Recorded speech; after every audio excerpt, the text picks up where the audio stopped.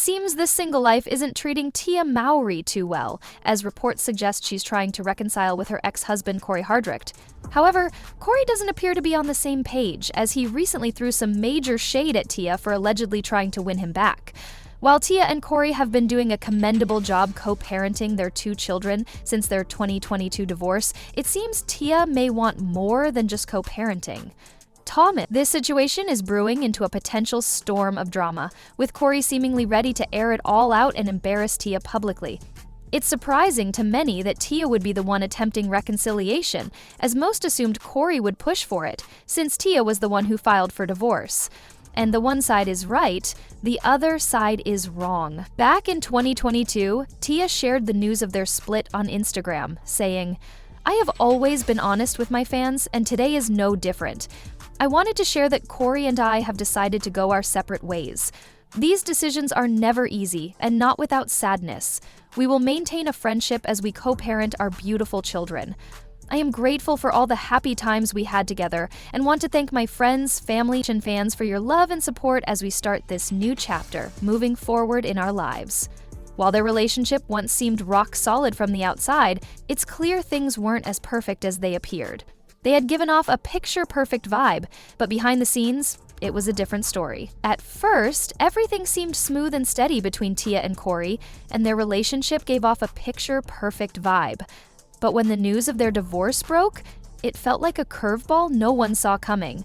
Everyone had bought into the idea that they were in it for the long haul, so when Tia announced the split, it sent shockwaves through fans.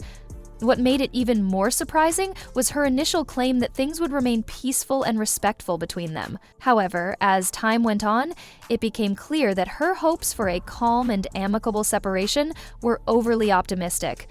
Whatever was happening behind the scenes didn't align with the polished image she was trying to present. While she didn't spill all the details about what caused their marriage to fall apart, Tia did drop some pretty big hints, and from what she shared, it seemed like financial struggles were at the heart of their issues. Honestly, this revelation wasn't shocking to anyone who had followed their relationship over the years, but let's face it, the financial dynamics in Tia and Cory's household were always a bit skewed. Tia wasn't just successful, she was already a household name long before Cory entered the picture. Back when they first met, Tia was thriving as a lead actress on Sister Sister, the hit sitcom that catapulted both her and her twin sister to fame. By the time Cory came into the scene, Tia's career was already in full swing, and she had firmly established herself as a Hollywood success story. Meanwhile, Cory was still working to carve out his own place in the entertainment industry. Their relationship had a strange dynamic, with Tia already being a star while Cory was still trying to make a name for himself. This shift in power may have added to the tensions, as they tried to navigate the balance between personal and professional lives. The dynamic of Tia being the established star while Cory was still finding his footing might have worked initially, but over time, it likely created a growing imbalance. The pressure of being the primary breadwinner likely weighed heavily on Tia, especially as it seemed there were disagreements about how money was being spent or managed. While Tia never explicitly said it, there was an unspoken implication that this financial divide caused tension in their relationship, tension that became harder to ignore as time went on. Add to that the usual challenges of maintaining a marriage in the public eye, and you can begin to piece together why their relationship eventually crumbled. The strain of balancing professional success, financial disparities, and the challenges of being in the spotlight likely contributed to their breakup. Well, I'm gonna tell you this, every Christmas or birthday, I felt the pressure mounting because she would look and it wouldn't be no ring. Every Christmas, no, Cory? not that's every. not true. I think up until maybe the last year, she had a birthday, I think she was expecting like something. Last year, what? Before it happened, before we got engaged. Like year I remember, six, I felt seven? the pressure. And we would talk about it on the phone. She would throw little hints like, you know, like that it's probably not gonna work out if he ain't trying to marry me. Like, what are we doing? We just dating and she don't date, and you know, and so I was kind of like, man, you know, I have to marry her. But it wasn't like I didn't want to marry her. I just wasn't ready financially. I'll be honest. I felt like I was afraid. I was scared. I was just like, man, you know, this is serious. But then I said, you know what? But I think we have Hold to on, bring. babe. Sorry. So I went back to my old saying of what brought me here. What brought me here was faith on that plane was $75. And I said, this okay. is nice to know. We never said this. No, but so I said, well, you know what? Money's not everything, you know, and people think that it is, or that's what, you know, you'll get fake people and fake friends and all that with money. But I said one thing. I said, you know what? I got faith, and that's one thing I never waver is my faith and my belief in myself, God, my mother, and heaven looking down on me. I said, you know what?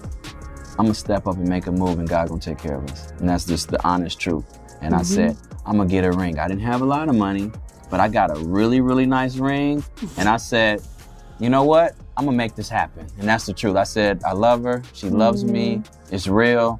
We'll make it work no matter what. I don't care what people gonna say. They probably, why are you marrying this broke? You know? I said, whatever. We gonna make this work. Cory himself opened up about the struggles he faced early on in their relationship, even admitting during an interview that he felt pressured to propose before he was financially ready. He shared how the societal and personal expectations placed on him as a man added to that pressure, creating a difficult situation for him to navigate. With Tia already established in her career and the weight of societal norms on Cory, it's easy to see how these early struggles could have started to build up, affecting both their personal and financial dynamics.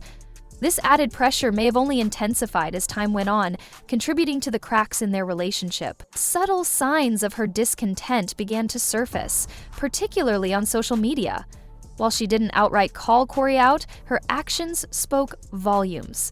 At one point, she liked a video shared by the Neighborhood Talk that addressed the frustrations of being with a partner who doesn't contribute financially or help pay bills. This seemed to be a clear indication of the growing tension between them, as Tia's frustration with the imbalance in their relationship became more apparent.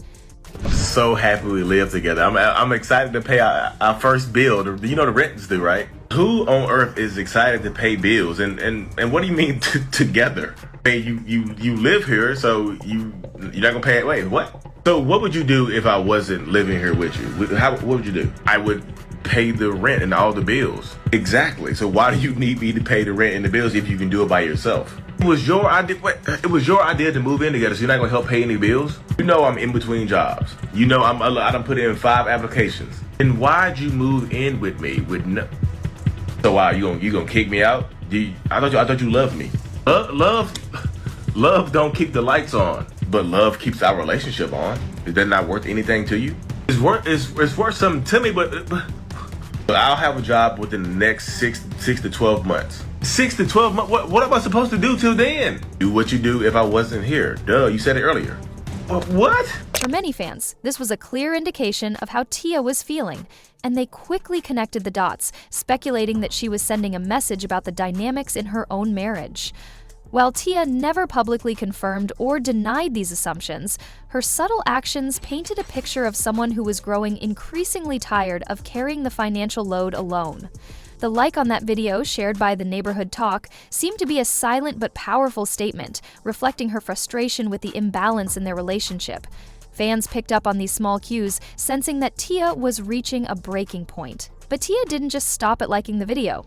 She took it a step further and left a shady side-eye emoji under the post, making sure her feelings were loud and clear. And trust me, the internet wasted no time catching the hint. People quickly pieced it together, speculating that Tia had finally reached a breaking point with Cory's lack of financial contributions.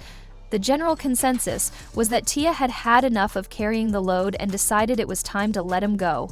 After that, though, Tia mostly kept things classy and stayed quiet about the details of the divorce. She seemed focused on moving forward, showing the world that she was unbothered, ready to start fresh, and open to dating again. Meanwhile, Cory, on the other hand, went full petty mode. Instead of keeping it clean, he started stirring up his own drama, doing everything he could to complicate the divorce proceedings. At one point, he even tried to go after Tia's money, which only made him look worse in the court of public opinion. While Tia kept it together, Cory seemed determined to make the split as difficult as possible. Cory responded to Tia's divorce filing by asking for alimony, and even pushed the courts to review the prenup they signed before getting married. According to court documents, Cory and his lawyers requested a determination of the validity of the prenuptial agreement, dated April 14, 2008. arguing that some provisions could be unconscionable. Essentially, they were trying to claim that the